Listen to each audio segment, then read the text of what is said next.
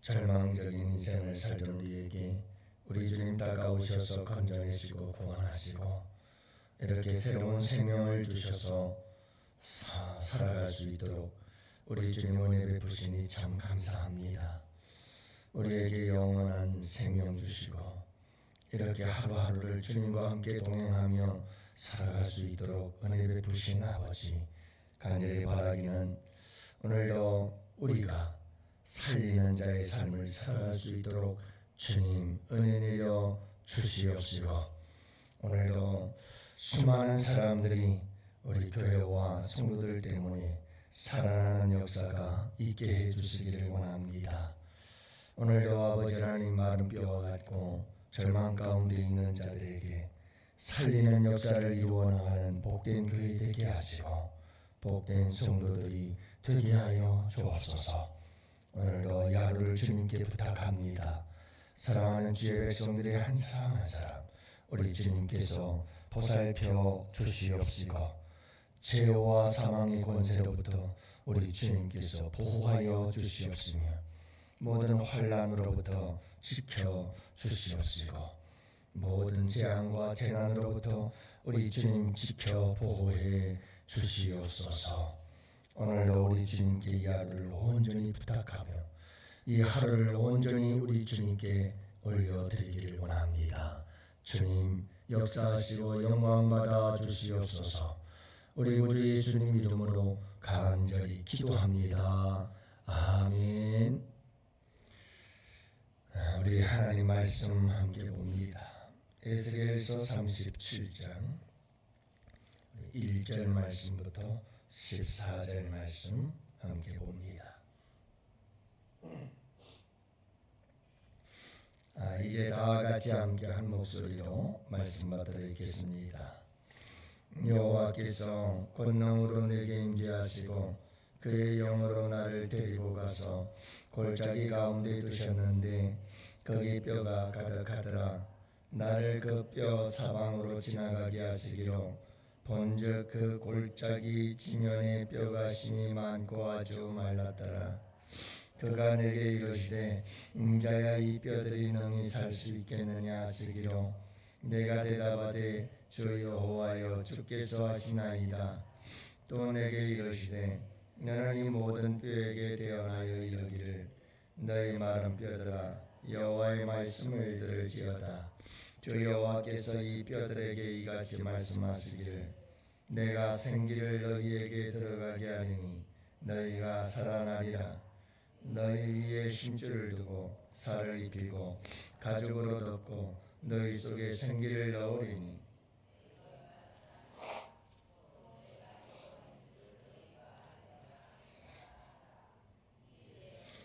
명령을 따라 대언하니 대언할 때의 소리가 나고 움직이며 이 뼈 저 뼈가 들어맞아 뼈들이 서로 연결되더라. 내가 또 보니 그 뼈에 심줄이 생기고 살이 오르며 그 위에 가죽이 덮이나 그 속에 생기는 없더라. 또 내게 이르시되 인자야 너는 생기를 향하여 대언하라. 생기에게 대언하여 이르기를 주 여호와께서 이같이 말씀하시기를 생기야 사방에서부터 와서 이 죽음을 당한 자에게 불어서 살아나게 하라 하셨다 하라. 이에 내가 그 명령대로 대언하였더니 생기가 그들에게 들어가 그들이 곧 살아나서 일어나 서는데 극히 큰 군대더라. 또 내게 이르시되 인자야 이 뼈들은 이스라엘 온 족속이라. 그들이 이르기를 우리의 뼈들이 말랐고 우리의 소망이 없어졌으니 우리는 다 멸절되었다 하느니라. 그러므로 너는 대언하여 그들에게 이르기를 주 여호와께서 이같이 말씀하시기를 내 백성들아 내가 너희 무덤을 열고 너희로 거기에서 나오게 하고 이스라엘 땅으로 들어가게 하리라. 내 백성들아 내가 너희 무덤을 열고 너희로 거기에서 나오게 한즉 너희는 내가 여호와인 줄을 알리라. 내가 또 내 영을 너희 속에 두어 내가 또 너희를 너희 고국 땅에 두리니 나 여호와가 이 일을 말하고 이룬 줄을 너희가 말씀입니다. 아멘. 할렐루야. 좋은 아침입니다. 선선한 아침입니다. 이제 폭염도 지나가고 이렇게 좀 아침 저녁으로 선선한 가을이 다가오네요. 무더운 여름철을 지내느라고 고생들 많으셨습니다. 오늘 이 하루도 우리 주님과 함께 참 복된 하루 되시기를 축복합니다.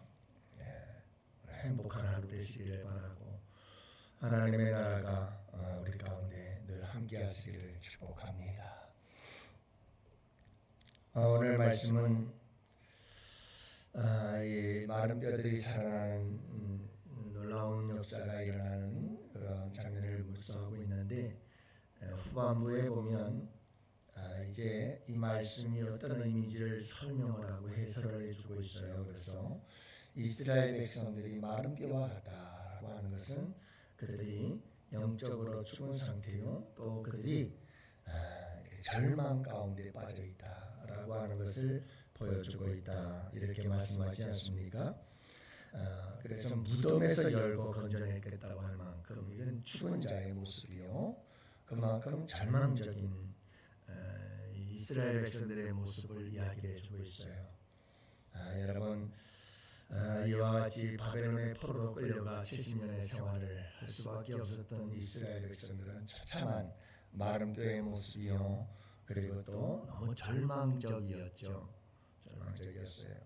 그러나 이런 절망적인 상황 속에서도 여러분 꼭 잊지 마시기를 바랍니다. 우리 주님은 우리를 살리시고 우리를 또 큰 군대가 되게 만드시는 이 놀라운 역사를 이루어 가시는 줄로 믿습니다.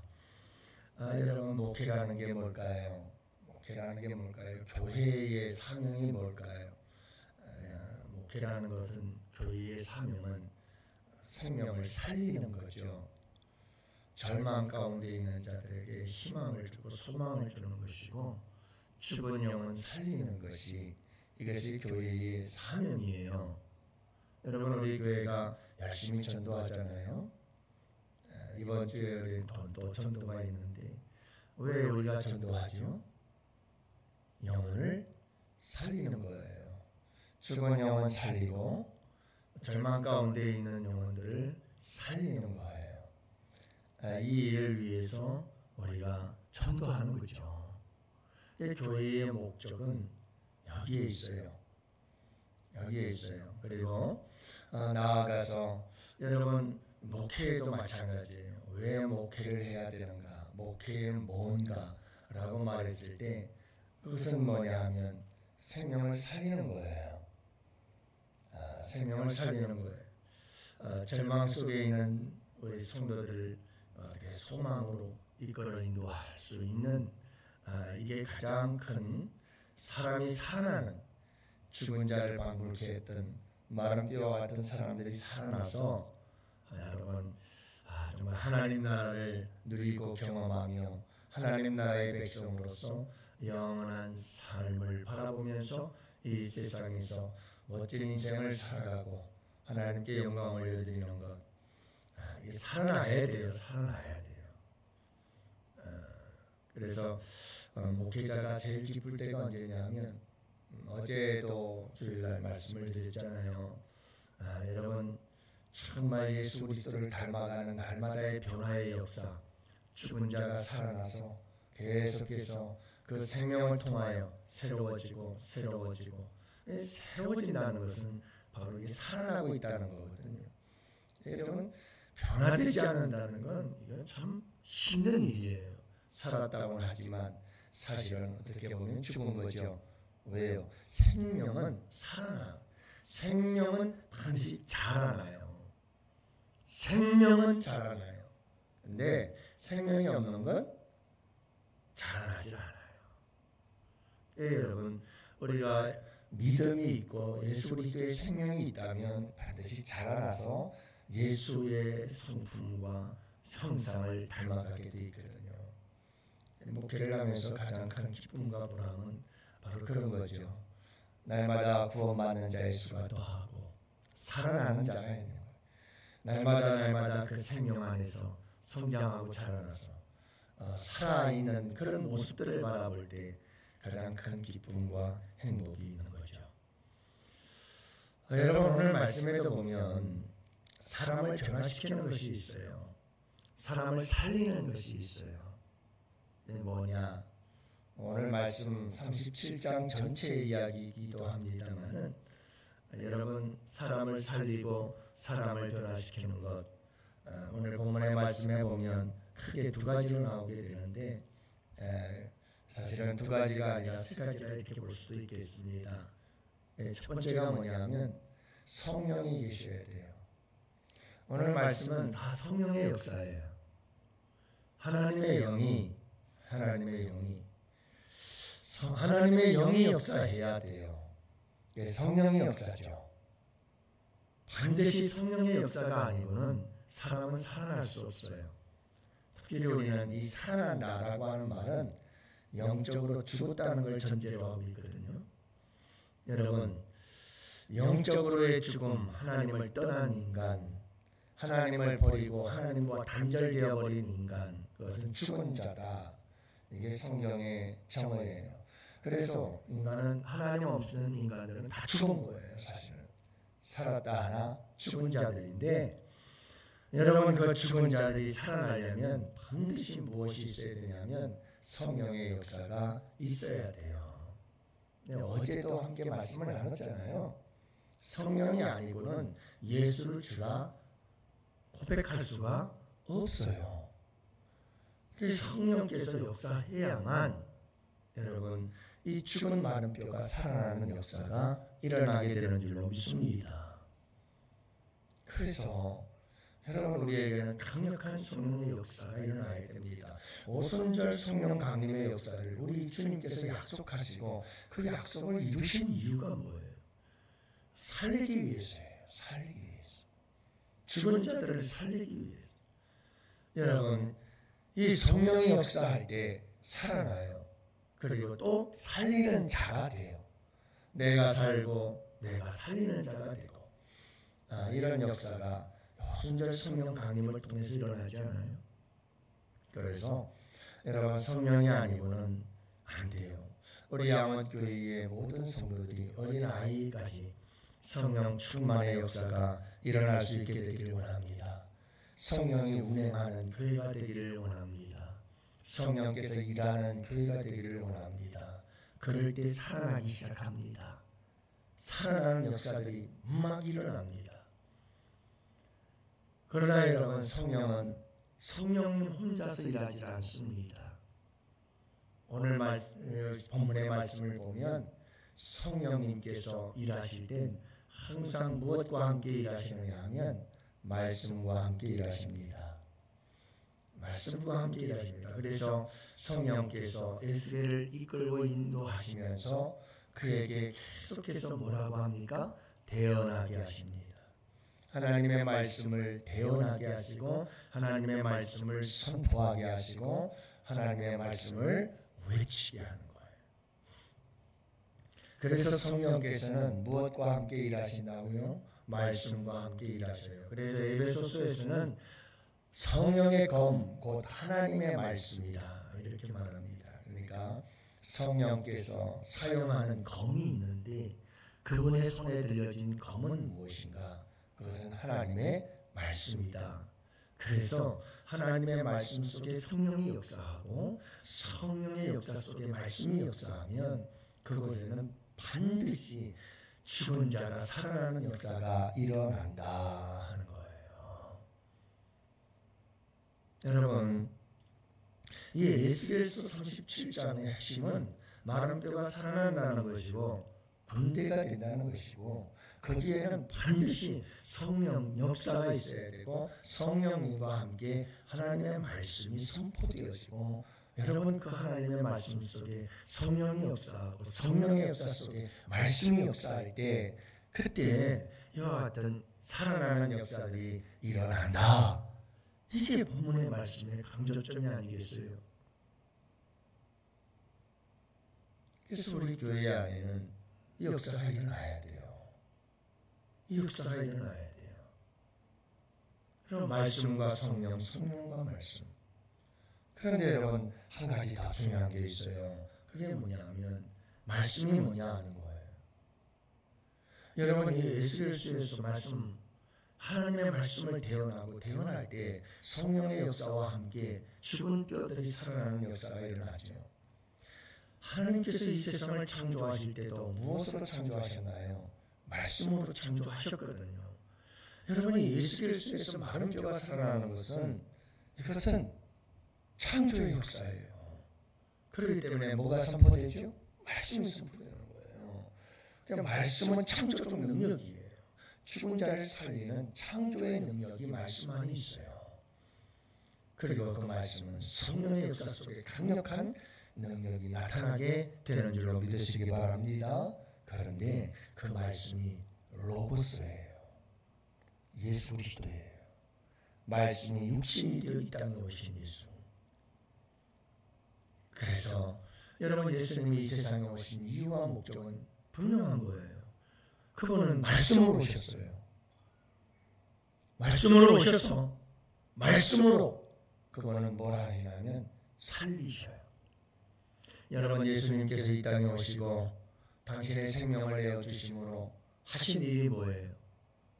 살리는 일이에요.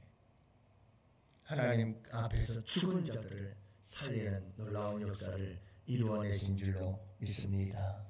그래서 우리가 살아났잖아요. 그래서 여러분 이렇게 오늘 많은 뼈를 살리는 이 역사를 위해서 우리에게 중요한 것은 성령의 역사가 있어야 되고 말씀이 역사해야 되고 여러분 하나님의 말씀이 살아서 역사하려면 성령의 역사가 있어야 되는 거예요. 그래서 말씀과 성령, 성령과 말씀은 항상 함께 역사되어져야 거기에 살아나는 역사들이 일어나는 줄로 믿습니다. 그리고 그 말씀 중에 말씀은 바로 로고스이신 예수 그리스도인 거죠. 그래서 신약과 구약 그 모든 것을 꽉꽉 짜내면 딱 하나 나오는 게 있어요. 그게 바로 예수. 그래서 구약은 오시기 전에 예수를 말씀하고 신약은 오신 예수님의 모든 사역과 다시 오실 예수 그리스도에 대한 이야기. 그래서 성경은 다 뭐예요? 말씀은 다 예수예요. 여러분 이 예수 그리스도를 통해서 우리 가운데 살아나는 역사가 있게 되기를 축복해요. 우리는 이 말씀을 전해야 돼요. 말씀의 핵심이신 예수를 전해야 되고 그걸 복음 전파라고 하잖아요. 여러분 예수님께서 이 땅에 오신 것도 다 살리려고 오신 거예요. 살리려고. 끊임없이 우리 양원교회는 살리는 아름다운 교회가 될 수 있기를 축복합니다. 두 가지가 있어야 돼요. 뭐가 있어야 돼요? 여러분 성령의 역사, 말씀의 역사. 하나님의 말씀이 살아있어야 돼요. 예수가 살아있어야 돼요. 역사해야 돼요. 그럴 때 여러분 우리 가운데 살아나는 역사들이 일어나게 될 줄로 믿습니다. 오늘도 우리 함께 기도했으면 좋겠어요. 여러분 이 땅 위에 우리 교회 안에서도 절망하는 사람들이 있어요. 마른 뼈와 같은 사람들이 있어요.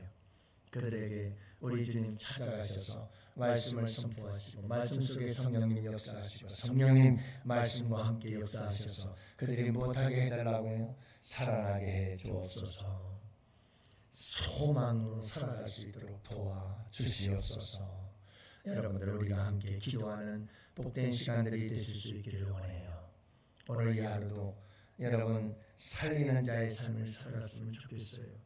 성령의 사람이 되시고 말씀의 사람이 되시고 말씀이신 그분을 전파하고 증거하며 오늘도 가는 곳곳마다 여러분 성령과 말씀의 역사로 사람들이 살아나는 놀라운 은혜가 함께 하실 줄 믿습니다. 승리하시는 이 하루가 꼭 되실 수 있기를 축복합니다.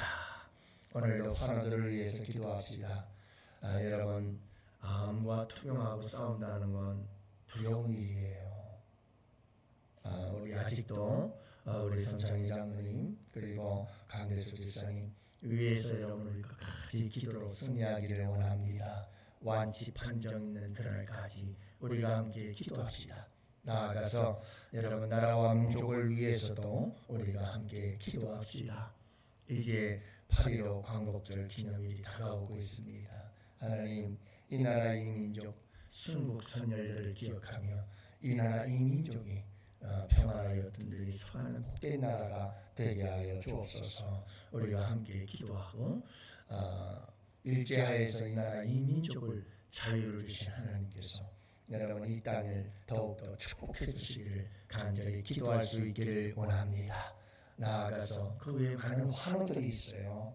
우리 조춘하 권사님 발목 수술하셨고, 우리 홍기곤 집사님 허리 수술하셨고, 우리 전인숙 권사님 또 이렇게 무릎 수술하셨고, 여러분들이 최정목 권사님도 부정맥으로 인해서 또 수술받고 회복 중에 계시고, 다양한 분들이 이렇게 어려움을 겪고 있으니 여러분 우리가 함께 기도하여서 그들이 치유되고 회복될 수 있도록 함께 기도해 주시고, 우리 청년들 수련회가 21일부터 시작이 되어집니다. 이번 주 토요일 날은 전도 축제가 있습니다.